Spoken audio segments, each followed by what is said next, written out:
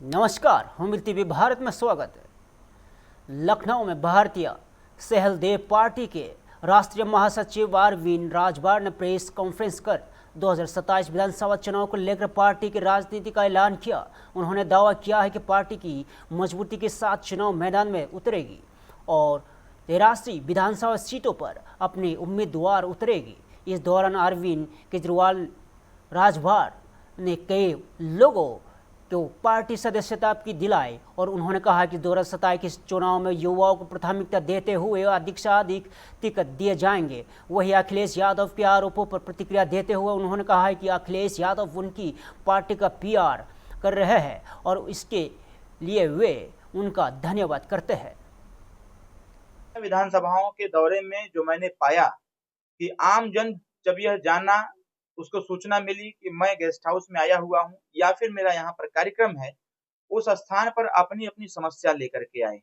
मेरा आकलन यह है, जो मेरी समीक्षा यह है कि जितने 18 विधानसभा के दौरे में जितनी भी समस्याएं आई आम जनमानस की, वो चाहे जमीन से संबंधित हो या मारपीट से संबंधित हो या लूट से संबंधित हो या फिर बहन बेटियों के साथ छेड़छाड़ करने से संबंधित हो, उसमें लगभग 82 से 83% समाजवादी पार्टी के जो मूल मतदाता हैं, ऐसे ही लोग उसमें इन्वॉल्व हैं।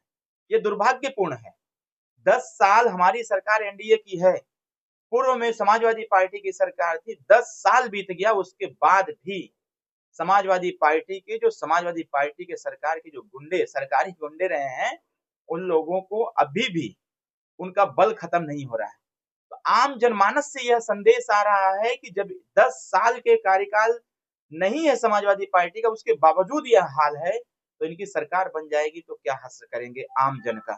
तो मैं यह कह सकता हूं कि समाजवादी पार्टी के कार्यकर्ता, उनके पदाधिकारी और समाजवादी पार्टी के मुखिया कहीं न कहीं विचलित हैं। हम लोगों के कार्यों से उनको नुकसान हो रहा है और कहीं न कहीं मैं यह कह सकता हूं स्पष्ट रूप से कि समाजवादी पार्टी का अगर सबसे बड़ा कोई दुश्मन उन्होंने मान रखा है तो माननीय ओम प्रकाश राजभर और सुहेलदेव भारतीय समाज पार्टी को मान रखा है। शायद इसीलिए माननीय अखिलेश यादव जी शब्दों का इस्तेमाल करते हुए अपने कार्यकर्ताओं को भी इंगित करते रहते हैं। जिस प्रकार से माननीय शिवपाल यादव जी ने कहा कि ओम प्रकाश राजभर का इलाज कराने की आवश्यकता है, विशेष इलाज कराने की आवश्यकता है। तो मैं चाचा जी से मैंने पूछा भी था कि वो विशेष इलाज क्या है। अगर इसकी जानकारी हो जाती तो सबसे पहले वह इलाज माननीय अखिलेश यादव जी का कराते और उसके बाद उनके जो पार्टी के पदाधिकारी हैं, उनका विशेष इलाज की नितांत आवश्यकता है। ये जिस भाषा का प्रयोग कर रहे हैं, एक वरिष्ठ पदाधिकारी होकर के भी जिस विशेष इलाज की भाषा का प्रयोग कर रहे हैं, मैं यह कह सकता हूं कि अगर उसको आम जन के पब्लिक डोमेन पर देखा जाए तो ये गुंडई वाली भाषा है और यह गुंडई वाली भाषा योगी जी की सरकार में नहीं चलेगी। इसलिए मैं जरूर कहना चाहूंगा कि अपनी भाषा का इस्तेमाल सही से किया जाए। ये समाज है, समाज को सब पता है, जनमानस है, जनता ही सरकार बनाती है, लोकतंत्र है और लोकतंत्र में जनता से बड़ा कोई नहीं। तो मैं ये जरूर कहना चाहूंगा कि माननीय अखिलेश यादव जी के कार्यशाला में जो उनके कार्यकर्ताओं को प्रशिक्षण दिया गया है, वो प्रशिक्षण गुंडई वाला ही है। तो इसलिए मैं जरूर कहूंगा कि जनता को सचेत रहने की आवश्यकता है और फिर से एक बार जिस प्रकार से निचले स्तर पर एक संदेश है कि भारतीय जनता पार्टी एनडीए सरकार के कार्यों की समीक्षा आमजन कर रही है और सभी लोग संतुष्ट हैं। सबका कहना यह है कि एक बार फिर से तीसरी बार हम एनडीए की सरकार बनाएंगे और माननीय ओम प्रकाश राजभर जी के नेतृत्व में हम लोग फिर से एक बार आमजन वंचित वर्ग के हितों की रक्षा की लड़ाई लड़ते हुए जो छूटे हुए काम होंगे उसको भी पूरा करने का काम करेंगे। 2027 को लेकर किस मध्य प्रदेश के मुख्यमंत्री डॉक्टर मोहन यादव ने भोपाल में आयोजित MP tech growth conclave 3 GCC data centre एवं सेमी कंडक्टर में 20 औद्योगिक इकाइयों का लोकार्पण किया। इस अवसर पर गूगल प्ले के इंडिया लीड और Madhya Pradesh state electronics development corporation के बीच एक महत्वपूर्ण समझौता ज्ञापन यानी एमओयू का आदान प्रदान भी हुआ और मुख्यमंत्री ने कहा है कि प्रधानमंत्री नरेंद्र मोदी के नेतृत्व में भारत तेजी से तकनीक और नवाचार के क्षेत्र में नई ऊंचाइयों को छू रहा है और उन्होंने कहा है कि मध्य प्रदेश भी defence, drone, science and technology, E energy और ईट ट्रेल और कॉरिडोर और भविष्य के उभरते उद्योगों से तेजी से आगे बढ़ रहा है। टेक ग्रोथ 3 कॉन्क्लेव के आज तीसरे शुभारंभ के अवसर पर मुझे इस बात की प्रसन्नता कि इस कॉन्क्लेव में 51 प्रकार की अलग अलग गतिविधियां संपन्न होगी।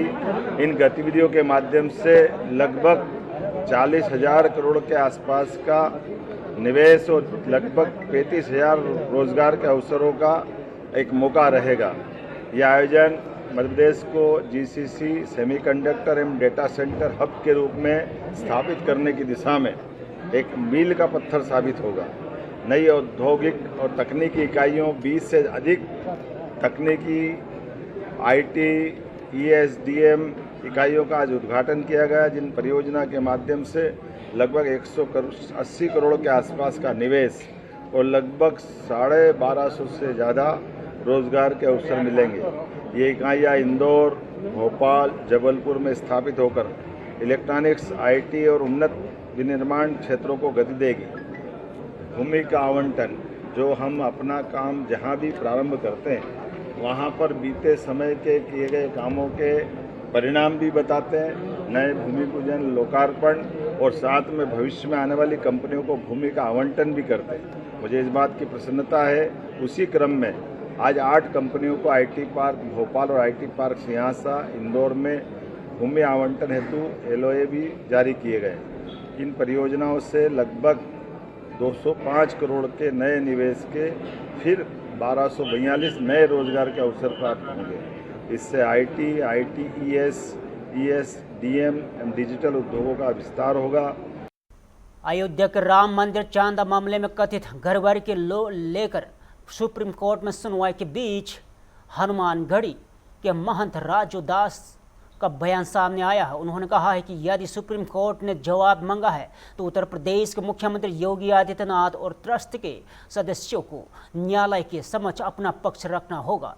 और महंत राजू दास ने कहा है कि मुख्यमंत्री योगी आदित्यनाथ पर भरोसा रखना चाहिए, क्योंकि उन्होंने मामले की जांच के लिए एसआईटी का गठन किया है। और उन्होंने यह भी कहा है कि श्री राम जन्मभूमि तीर्थ क्षेत्र ट्रस्ट एक स्वतंत्र संस्था है और मंदिर की व्यवस्थाओं का संचालन वही करता है।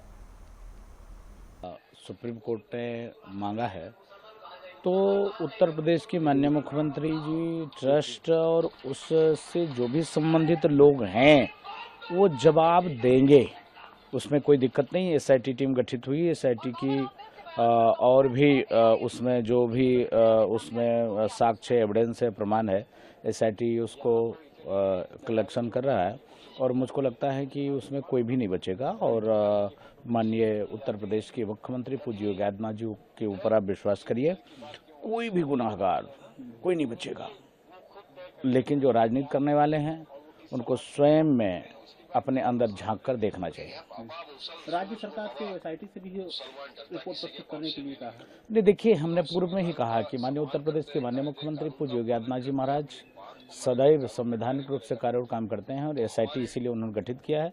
एसआईटी पूरा रिपोर्ट देगी और पूरा राज्य सरकार से उन्होंने मांगा है, बाकायदे ट्रस्ट देगा। जानकारी मिली अगले सोमवार तक? नहीं, ये तो बहुत सुंदर अच्छी बात है कि देखिए, ये तो ट्रस्ट को तो करना पड़ेगा। ट्रस्ट ही देख रहा है, राज्य सरकार उसको नहीं देख रही है। ट्रस्ट स्वतंत्र है और ट्रस्ट के द्वारा ही मंदिर की सारी व्यवस्था चल रही है। अयोध्या में राम मंदिर चांदा मामले की जांच कर रही एसआईटी के सामने हिंदू धर्म सेना के राष्ट्रीय अध्यक्ष संतोष दुबे पेश हुए और उन्होंने दावा किया है कि वहां एसआईटी को कथित गड़बड़ी से जुड़े सच्चों वाली एक फाइल सौंप रहे हैं। और संतोष दुबे ने कहा है कि उनके पास एक और विस्तृत फाइल भी है जिससे मुख्यमंत्री को सौंपेंगे और सार्वजनिक भी करेंगे। उन्होंने आरोप लगाया कि इस मामले में शामिल किसी भी आरोपी को बख्शा नहीं जाना चाहिए और दोषियों के खिलाफ कार्रवाई होनी चाहिए। संतोष दुबे ने जांच पर भरोसा जताते हुए कहा है कि उन्हें विश्वास है कि मुख्यमंत्री योगी आदित्यनाथ उचित कार्रवाई करेंगे और न्याय मिलेगा। मैं ये उनको फाइल देने जा रहा हूँ। इस बंद दस्तावेज में सबकी कुंडली है अभी ऐसी और कुंडली हमारे पास और आएगी, अगले सप्ताह वो बड़ा सब कुछ होगा। ये तो उनको आज ही देना जरूरी है, क्योंकि उनकी आज जांच पूरी हो जाएगी, कल रिपोर्ट देंगे, इसलिए हम आज इतना आंशिक रूप से दे रहे हैं। और जो बड़ा और पुथन्ना है वो भी जाएगा, वहाँ नहीं जाएगा, मुख्यमंत्री के पास जाएगा, जनता के बीच में जाएगा। तो अभी हम आज SIT को इतना उपलब्ध करा दे रहे हैं। 8 आरोपियों को जेल भेज दिया गया है, क्या लगता है और भी लोग जाएंगे? हाँ, बिल्कुल, जितने आरोपी कोई नहीं बचेंगे, कहाँ तक भागेंगे, पीछा छोड़ा नहीं जाएगा, क्योंकि ये हमारी आस्था का विषय है, हमारी श्रद्धा का विषय है। इन्होंने जिस तरह के कृत्य किए हैं, इन सबको जेल जाना ही होगा, बच नहीं सकते हैं, क्योंकि ये लड़ाई हम ये मान कर चल रहे हैं कि हमारे जीवन तक की लड़ाई है।